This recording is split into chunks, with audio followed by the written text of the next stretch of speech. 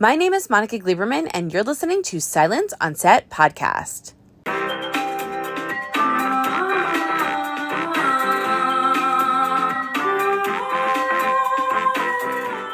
On today's podcast, we're talking to Josh Dallas from Netflix's hit show Manifest. We're talking about season 4, part 2, including that epic series finale. When we come back, Ben and Saanvi attempt to collaborate with the registry authorities, which only leads to dire results for the passengers and all of their loved ones. So to talk about the show, we decided to bring on Josh Dallas. And just to give you a little warning, first of all, make sure that you go and watch all of the episodes before you listen to this because there are major spoilers. And second, we started talking before I hit the record button, which Josh reminded me to hit. So when you start listening to it, you're going to hear us in the middle of a conversation. But just to give you a little background, and I think I mentioned it during the recording, I have a headpiece on that was representing Once Upon a Time and paying homage to Josh Dallas and his amazing career. And Josh was looking around for something to represent Manifest in the video version of this interview. So that's what you kind of walk into when you listen to us. So if it sounds like we're in the middle of a conversation, don't worry, nothing is wrong with your podcast. That's how it started, and I wanted to leave it that way because of something fun that we ended up doing. So to talk about the show, and like I said, the finale, here's the one and only Josh Dallas. I know we have a dark one dagger somewhere in this house, but I have no idea where it is. But since you're wearing the sort of Once Upon a Time headbandy kind of thing, whatever you want to call that, which looks very nice, I'll do some Manifest for this, which I have right here. So, the glasses. Oh, you look so cute. Look at that's Ben Stone right there. There he is. I love He's back. So literally for anyone that randomly starts listening to us, we were in the midst of me wearing a headband to bring on Once Upon a Time from our last interview. And you brought in Ben Stone. I got some Ben Stone glasses here. If I think of anything Once Upon a Time, I'll bring it up. But I don't think I have. I'm not cool enough to have anything Manifest. I couldn't steal a plane get something cool. We need to send you something. At least like a ticket, like an airline ticket for Montego 828. My gosh, that'd be so cool. I would frame that. I love it. We should interview you as Ben Stone. You look so cute with the glasses, by the way, which is so not fair. I mean, it's so infuriating that you can look that good all the time. Thanks, Monica. I mean, that's very kind and nice of you. Well, I'm so happy to see you. Same here.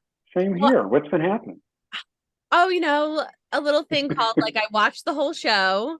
I cried. Wow, you've seen it. Wait, you've seen all 10 episodes? Yes. And by the way, everybody keeps yelling at me because none of you guys have seen it. So everyone's like, what do you mean? You saw how did it look? And I spoke to JR yesterday and he was like, what did it look like? Was this kept in? And so we were just going on and on about all these scenes. But yeah, I've seen all of them. Well, I have now seen them all. I was in an interview a few weeks ago and I hadn't seen them all.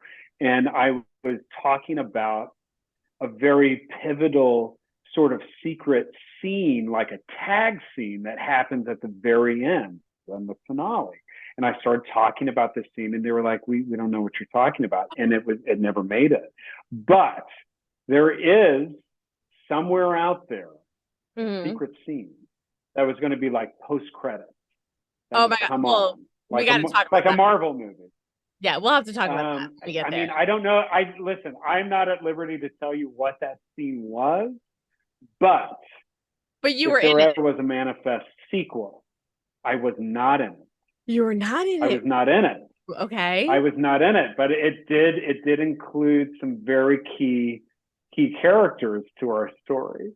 And who knows if it ever finds the light of day. Maybe it will somewhere on Netflix or something like that. But I'm just saying there is a secret scene out there somewhere. That could be a sequel down the road, maybe one day. Maybe. I'll be there. If Jeff Rake wants to write words that he wants me to say, I am there anytime, anywhere he wants. You're getting really good at this of like the secrets, which is why I'm so excited because we could talk about it. But you're really good at being like, yeah, so maybe one day, possibly. Listen, I mean, as far as a sequel goes, I'm not going to lie. I've definitely heard rumblings, and rumblings of talking. I know there's only talking. So, Josh, and I don't know what it would be. I don't know what it would be, who it would include, what it would include. Maybe it's in the future. Maybe it's Eden at 21 years old. I don't know. You're just here to break the internet. I know you. You're here to break the internet. Because did you see really quickly, and I'm sorry, Cole, because I know we're going to go over, I could already tell. But did you see, I responded to you because you tweeted someone had figured out that the photo, which was so ingenious, was not you and Olive, was not Ben and Olive. And you tweeted out a photo, and I wrote back to you, and I was like, Joshua, stop. It's like you cut your head off, but I was like, it's so obviously you. You didn't give away who you were holding, but you responded, and I was like, oh my gosh, I was like, what is he doing? And I just started cracking up because I was like, now he just made it a flurry. So everybody was like, what does this mean? What does it mean? Is that him? Is it not him? And they just started all going, and I was like, he's just loving that he just caused like pure chaos on. I was like, I know this. I know he loves it. Yeah, I mean, maybe that picture of that drawing that was in the book of someone carrying a burning body, maybe it wasn't Ben and Olive to begin with. I mean, it was in that one episode, but maybe it wasn't what it was meant to be, or maybe it was. Maybe it was.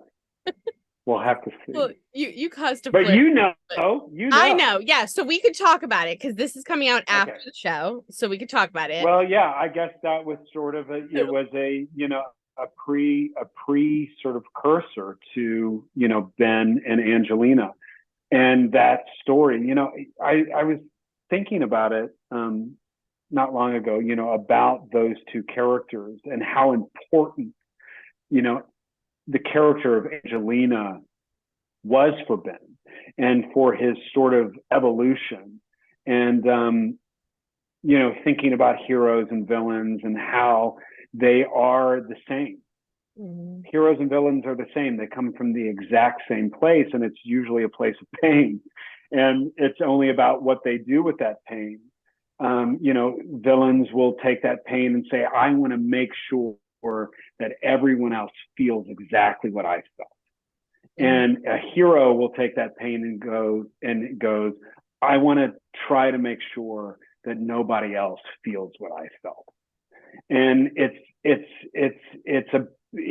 a slight difference, but it's a huge difference. And I think he really wrestled with that idea, Ben, throughout this last season, throughout all seasons. And his sort of evolution of going from skeptic to believer was really helped along by Angelina. I feel. Well, okay, so let's jump into it because I have so many questions for you as usual. So how has Ben? So how has Ben Stone changed from the end of part 1 into part 2, or even into the last few minutes of part 2? Sure. Yeah. I think great question. I think at the beginning of part 1, season 4, we of course saw him in a terrible place, a really terrible place, a really low place where I think a lot of his sense of self was just obliterated and napalmed out. It was desolate and it was apocalyptic in many ways for him. But I think throughout part 1, he was struggling with finding himself again. And by the end of part 1, he's still sort of in that place. He starts coming out of it. He starts finding a way to, I don't want to say back to himself, but finding a way to himself. because I think he discovers a new version of himself by the time we get to the very last episode of part 2. And I think throughout part 2, he's still struggling with this sense of identity. How does he lead? How does he lead in the situation that they find themselves in?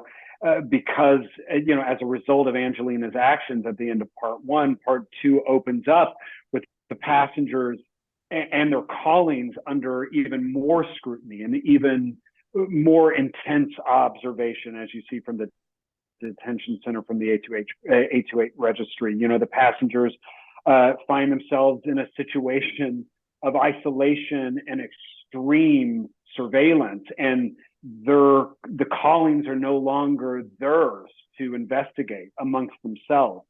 And that causes major hurdles for Michaela and Ben and Saanvi as the death date is just rapidly approaching.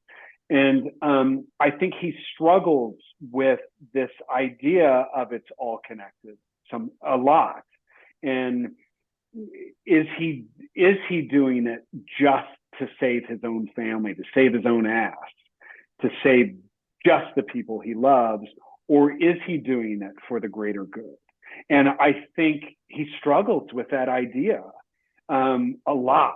And I think in the end, as we go back to what we were saying in the beginning, I think Angelina is a person that really shows him the way and shows him the path of forgiveness, of belief, and the idea of we're all in this together. We're all in the same lifeboat. And I think he really, although he says it so much throughout the seasons that we're all in this, it's all connected, once he discovers that, I don't think it's until that very moment with Angelina at the end where he has that gun pointed at him, where he really realizes it. And he makes a decision there. And I think that spurs him on until the end. And in many ways, for many of the characters, but the way that I think of it has been the very end, it's not the end. It's actually the beginning. And I think it's a new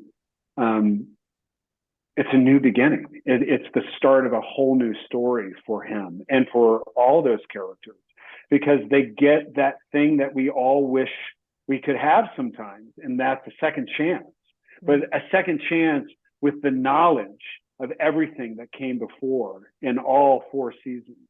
And what a amazing thing to jump off Manifest the sequel. Right?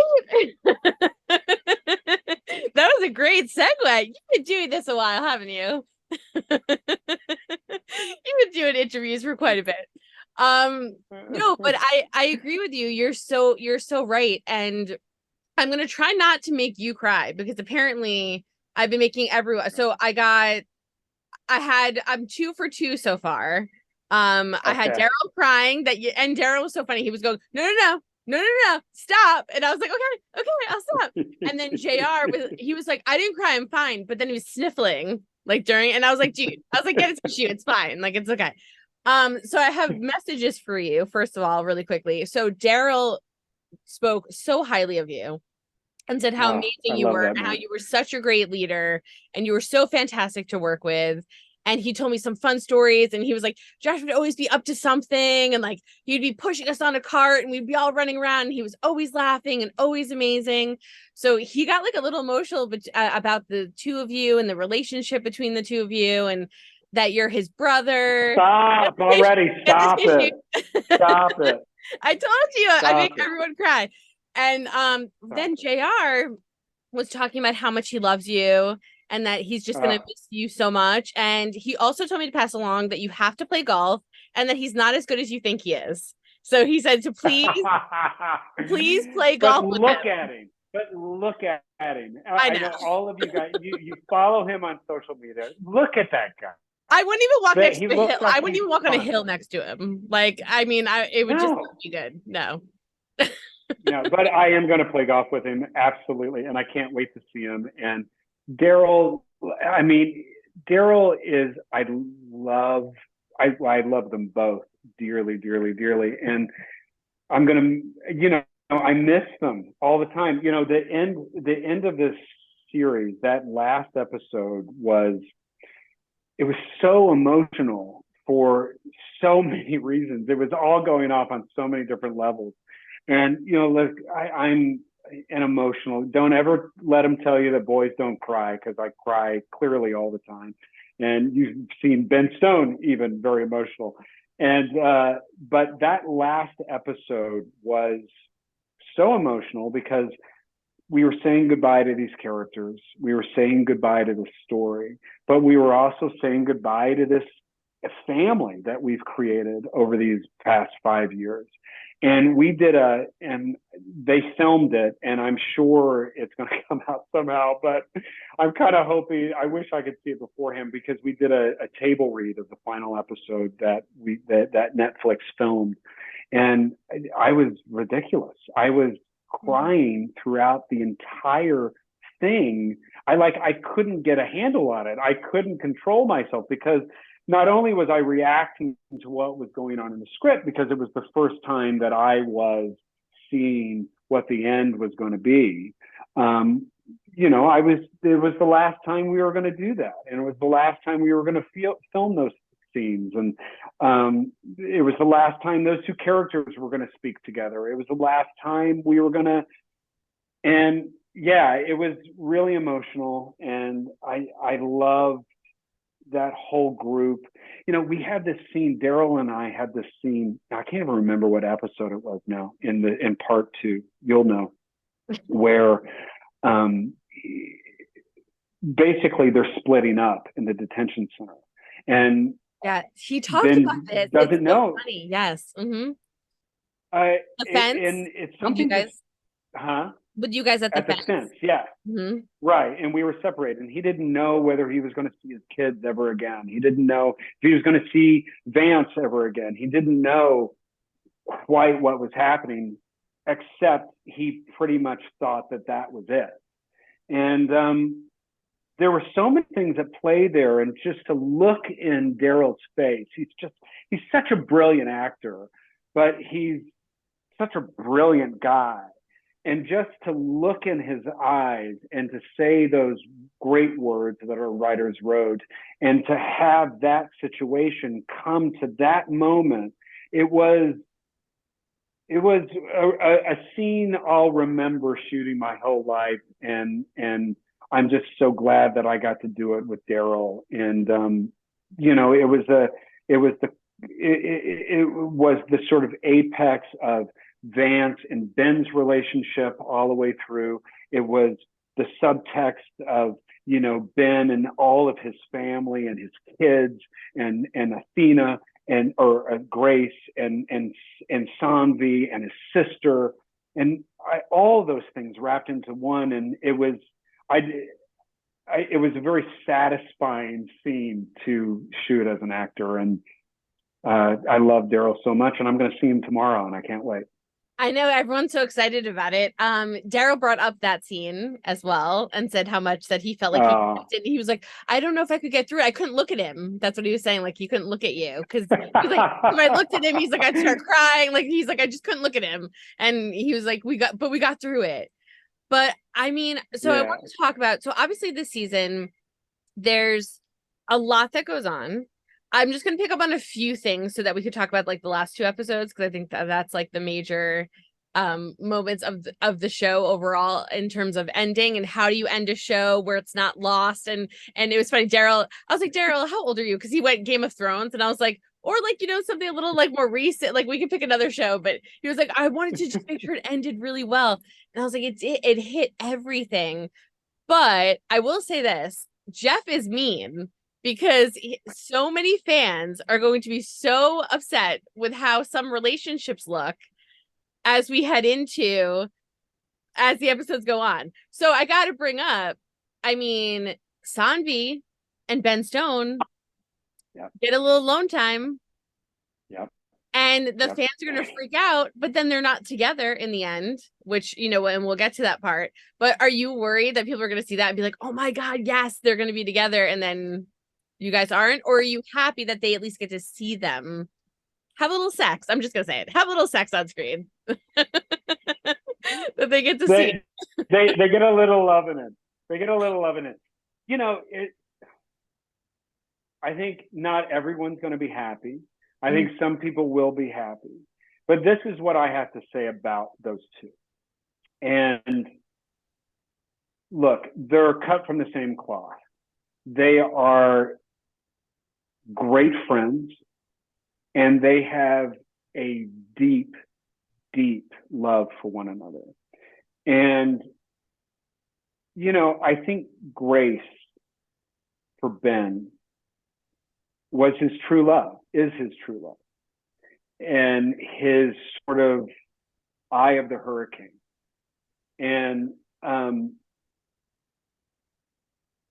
a great friendship is as good and as important as true love.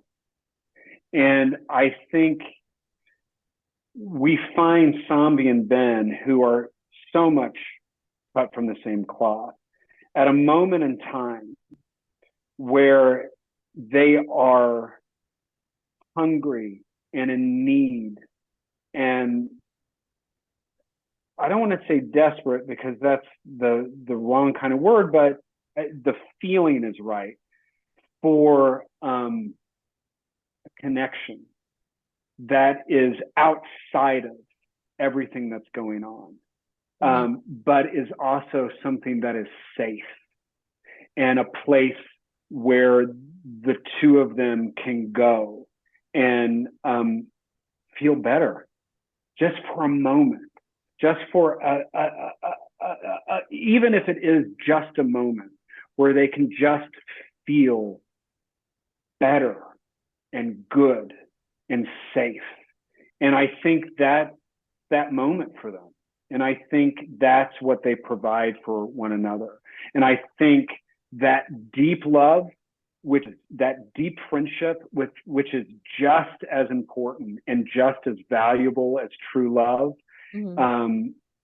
is what they have. And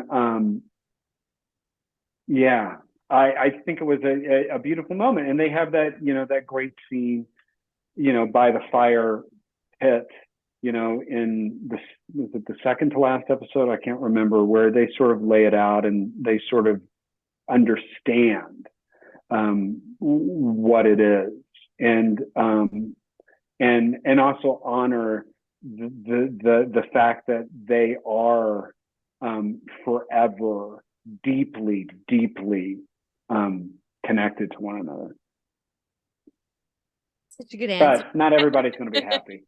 Well, I don't think it's that though, because of how you guys ended the show. So, and you led into a perfect scene, which is what everyone was talking about, the very emotional behind the scenes camping day, because it sounds like it was very emotional for the actors. Everybody I'm talking to was like, I was a mess. I was like, it was horrible. But you all came together, and so basically we're at the second to last episode. We're at the pinnacle, the death date is approaching, and you guys all come together and are like, listen, we're supposed to be here. We're going to camp here. We're going to figure it out. This might be the end of us. I don't know. And so you guys all camp together, and a lot of things get resolved, including even like, Mick and her relationship, and just everyone starts having some realizations after years of working on the callings, I think, about themselves, and they start like looking inward and going, oh, wait a minute. Some of these callings I think were for us. And I think you were the one, I think Ben is the one that says something like, and I was like, yes, Ben, you could deliver a speech, Josh. I was like, yes, Ben, because you said something like, we chose to be good people. We chose to answer the callings. We chose to do all this. And then Ben says something like, and I wish more people would do that. So, and he does this like, such a beautiful line about it. And so I was like, yes. And then we lead into the last episode where this plane comes out of nowhere, and everyone gets on the plane, And I was going, oh my gosh, like, and I'm freaking out and I'm going, I don't know what's going to happen. So the plane comes out of nowhere and everyone gets on the plane and it's all down to Ben to decide, is he going to forgive this woman and have her on this plane or not? And then he decides to do it and he forgives her, brings her on this plane. And then all of the people that internally forgave themselves or became better people or learned from this experience made it irrelevant where you guys were. It was irrelevant how long you guys had been gone. I didn't care about any of those things. Like, it wasn't like a lost thing where I needed to know every answer. I could care less. It was all about what you guys were talking about in terms of humanity as humans. And for the people that did not do as well and did not change like they should have, kind of blew up. And I just thought it was such a beautiful metaphor for humanity. And this door opens. I'm rushing because we're probably out of time. Nicole's gonna yell at me. But the door opens. No, you're all right. You're all right. We're okay. We're okay. Aren't we, Cole? We're okay. We can go a little over. Okay, just wanted to make sure. So, and the door opens. It's all white. So then, of course, I'm freaking out. By the way, I'm crying at this point. And and I love Mick too, by the way, which she's so cute because she just goes, I think we're just supposed to walk. And I'm going, yeah, that would be my first thought. Like, it's completely white. We're in the air. Let's just walk outside. But she goes, I think we're gonna just I think we need to walk. And so you guys all walk out, and then you kill me because you walk out into the airport all dressed like from season 1, which I found out. I thought it was filmed in season 1, and then Ellen told me, she was like, "Oh no, we redressed ourselves," and so you guys look exactly the same, and walk out, and you're like, "Wait a minute, where are we? What year is this?" And you landed just how you were supposed to land 5 years ago. Yeah. And then I'm like, bawling.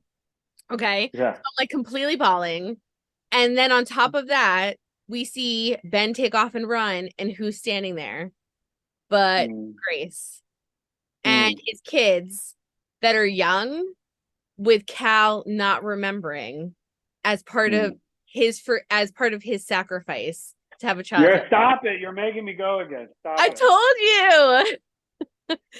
It was twice. That's twice. It was so beautiful. So, what did that feel like having a show? And I mean, between that and again, I'm like rushing really quickly, but then also with Mick, I loved how she spoke to Jared and kind of realized, like, listen, I come to you when I'm in pain. This is not good. There's someone for you. I came to you after I lost my husband. That wasn't the right thing to do. I came to you before this flight when I lost somebody close to me, my best friend. That's not good. There is a perfect person for you. And what's interesting is he doesn't question it. I think he feels it. And so he agrees with her. And then she takes off running because she goes, oh my God. And for a second I go, why is she running? And I love when she bumps into one of the flight, like, one of the people on the flight, the passengers, and she goes, here's your wife on the phone. And like gives them, like, because they all know each other so well. And she takes off running and she's looking in cabs, and then all of a sudden it clicked in me and I went, he was in a cab. And then she runs to the cab and then she finds him and gets in and she just starts talking to him like they've been married. And again, he looks at her like she's crazy, but then he goes, all right, like, I'll drive. Like, I don't know. I feel like I know you.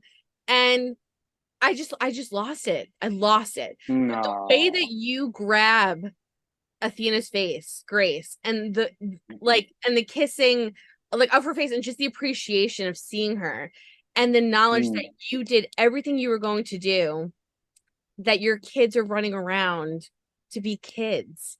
So all of that was a good person.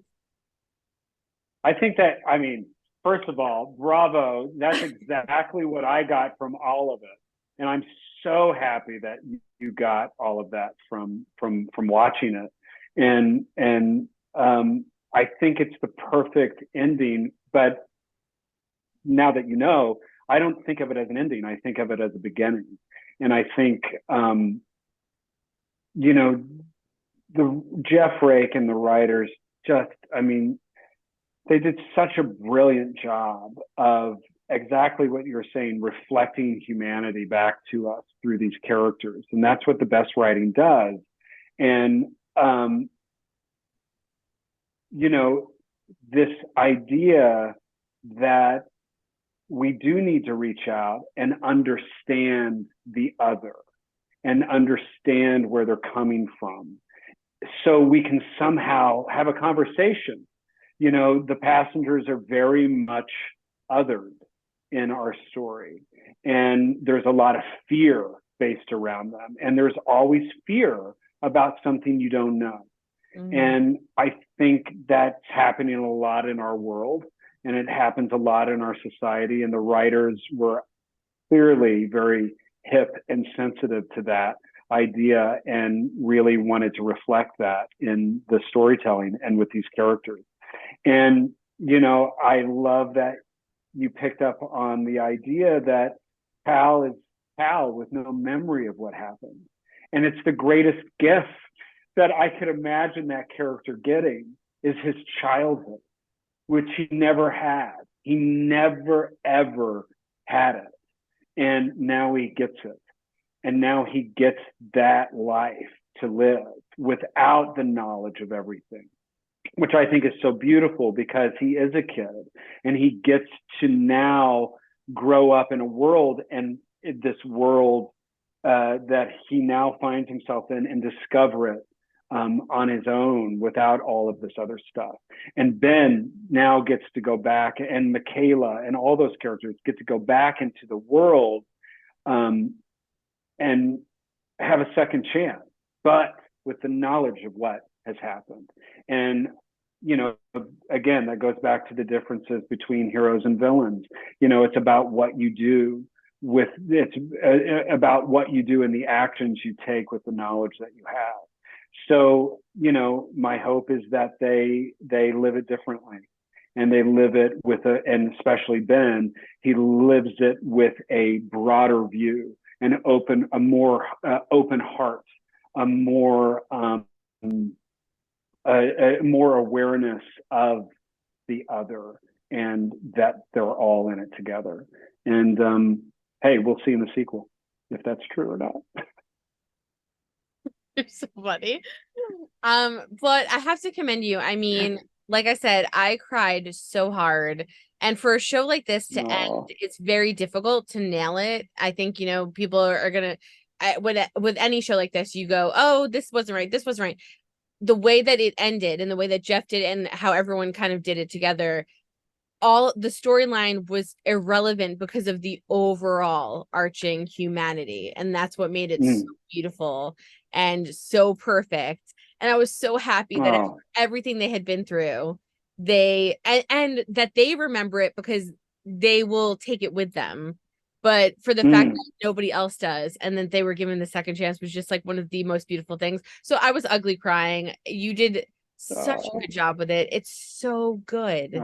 It is so good. Thank you so much. Thank you so much, Monica. That makes me so happy. I just love you so much. I think Cole said I have time for one more question. I was going to ask you some fan questions, but I know you're running late because I know you have another interview. So we'll have to schedule again so I can ask you some fan questions. I got 100. You probably saw, you were tagged in them. I got hundreds of questions for you. But maybe I'll hop on and I'll answer some too at some point. Yeah, like maybe we could do like a quick thing or something. But I guess it's so hard to end because I don't want to say goodbye to it's which is so ridiculous because I mean you're gonna keep acting. It's not like you're going somewhere. And I did this for Once Upon a Time too. I think I was like crying in our last interview. Like I get very emotional because like I get attached. I get it. I'm attached. I was attached. You should have seen me. I was a mess. When we were filming. I'm sure, like I don't know how you got through it. But I wanted to ask you, I guess, the last question, and it's a two-parter that I always do to you, which is, were you happy, obviously, with how it ended and how you feel where Ben Stone is at this point in his life? And for the fans, I always like to give you a moment to like say something to them. You have very passionate fans that are in love with the show, that are like bittersweetly counting down. Like some are like super excited, but also like really upset that it's like ending. So other than the sequel that people are gonna kill me when I put this out, other than the sequel that might come out, I want to make sure to give you a chance to say anything to them because we love you and it's very, very, very hard. You've made it very difficult to say goodbye to the Stone family. You know what? It's funny you say that because Netflix, they had this great idea, this request of this countdown, of days to when it premieres, when it comes on. And, some of our actors have been doing like selfies with signs saying, 3 more days, 2 more days, whatever. And I didn't want to do it. And I said that I wasn't going to do it, and I haven't done it. And I now realize, and I've been thinking about it, I think it's because I don't actually want to say goodbye to it. So I just said, no, I'm not going to do it. I'm not going to do it. So I haven't done it. So I think for that reason. But, I think the ending is a lot of things. I think it's got aspects that are terrifying. It has aspects that are super surprising, and it definitely has parts to it that are super emotional. And I think in regards to, am I happy with where Ben has ended up? And I absolutely am. I think he's gone on a big journey of, going from skeptic to believer. And I think that's been a seesaw all the way through. I think he's had moments of identity crisis all the way through. And I think he has, by the end, evolved to a new place. He's still Ben Stone and he's still that same character, but he is older and wiser from what he's been through. And I think he's ended, and I keep saying it's not his end. It's his beginning. It's like his birth. And I find that to be a really exciting place for him. And I'm really happy for him. And I'm happy that he's landed in this place. Even with all the shit and everything that they've been through and what he's been through, it was necessary to shake him out of his blinders so he could open his eyes to the world and open his heart to not only the world and not only to the people he loves, but open his heart to himself. And I think it's a great way to end for that character.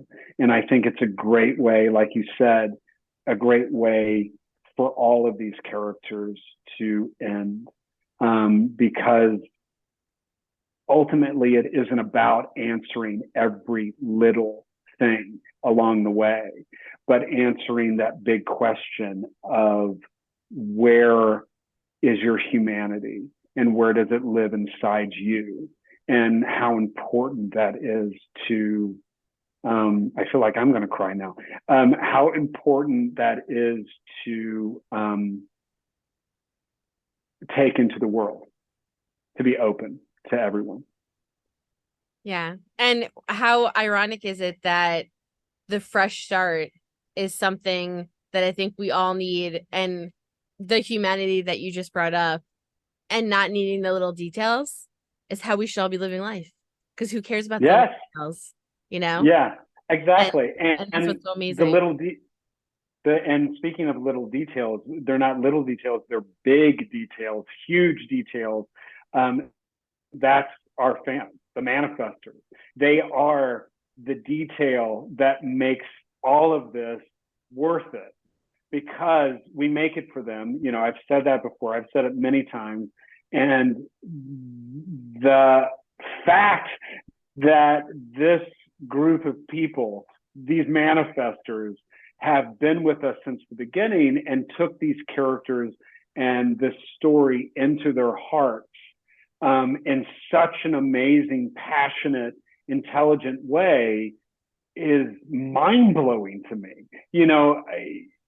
As an actor, I want to do things that engage people, and I want to do things that people watch. I want as many people watching what I do as possible. It's why I do what I do. I want people to see it. And the fact that so many have taken this show on into their lives is mind-blowing to me every single time. I feel so grateful and have so much gratitude towards the fans, the manifestors, that I can't ever really express, except to keep making things that hopefully they come along on the ride with me. So thank you to all of our fans. I love you. Well, I just want to say I love you so much. I don't want to cry now. Thank you. Don't cry, Monica. Don't cry. But I love you so much. You did such a great job with this role. You've done such a great job in your career. You're an amazing father, amazing human being, amazing husband. Trust me. I message G all the time. I'm always like, how's everything going? I'm always checking in with you guys. You're just an amazing human, and everybody on the show has told me nothing less. And I just want to thank you for continuing to be the guy I met you before Once Upon a Time started through to the guy now, where you never changed. You're always sweet. You're such a beautiful person. You're always has a big smile on your face. And you make these projects that get us emotionally invested and heart-wrenching and try to kill us. But in the end, we love them and we're obsessed with them and we're obsessed with you. And I want to thank you for all the hard work that you put into the show, because I could tell that it was extremely demanding. And you just hit it nonstop. You're in almost every scene and practically, and you hit every single scene like it was the first day, no matter what you were feeling, whether you were sick, whatever the case was. And you just made it what it is. And I don't know what else to say other than how much I love you and the amount of time that you put into it.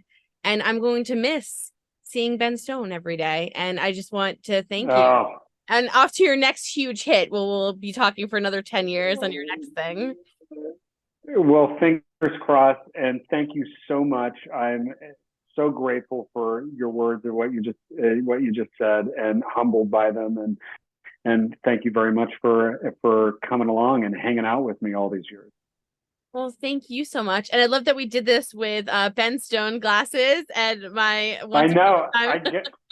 Yeah, me too. I guess we can now say Ben Stone out. Oh my gosh, right? That's so sad. Don't do it. Don't make me cry. Okay, you're right. I won't do it. Not yet. We're not ready. We're not ready. So thank you so much for spending time and taking time to talk with me and going over. You know how much I adore you. I love you. I will tweet to you, and maybe we could do like an Instagram live or something fun where we could answer fan questions at a later time, because I know you have a million things going on. But I just love you. We'll work it out. Have a safe trip, by the way, to Texas. Thank you so much. And thank you for all your support and all your love, all the years, and particularly with Manifest too. So thank you. Thank you. Well, I love you so much. That's it. Okay. Talk to you soon. Take care of yourself. Thank you. I hope you guys enjoyed listening to Josh Dallas talk about what it was like being on Manifest, how much he's going to miss it. And yes, I'm 3 for 3. I got him to cry. Not intentionally, I swear, but it's very emotional and hard to say goodbye to these characters and for this cast and crew, which got so close. But it was so interesting to hear about all of the secret things, including a scene that was filmed that he said got cut, which possibly could lead to a spinoff. So who knows what's to come in the future of the world of Manifest. If you haven't seen it already, make sure you head over to Netflix, where you can watch all of the seasons of the show, including that epic series finale. And make sure you let us know what you thought about it. So comment below and let me know. What'd you think about the finale? And what are your thoughts? Are you missing Manifest already? Hopefully there'll be a spinoff soon, so let's keep our fingers crossed. I want to thank Josh Dallas once again for being one of the best humans in the world and coming back on the show to talk about part 2. I love him so much. He's such a great person, and I just want to take a moment out to thank him, because I know he was so busy and there was so much going on, and he spent the time to speak with us. So thank you, Josh, for coming back on. Make sure you check out Manifest, like I said, on Netflix. Don't forget to hit the subscribe button so you're updated on all of our latest podcasts, and head over to our YouTube channel, hit subscribe so you're updated on all of our video content. Remember, subscribers will find out when video content goes up first before I promote it. So if you want to find out and be updated on the latest and greatest video content version of all of these podcasts and some bonus content that I put up there, make sure you're subscribed so you're the first ones to find out.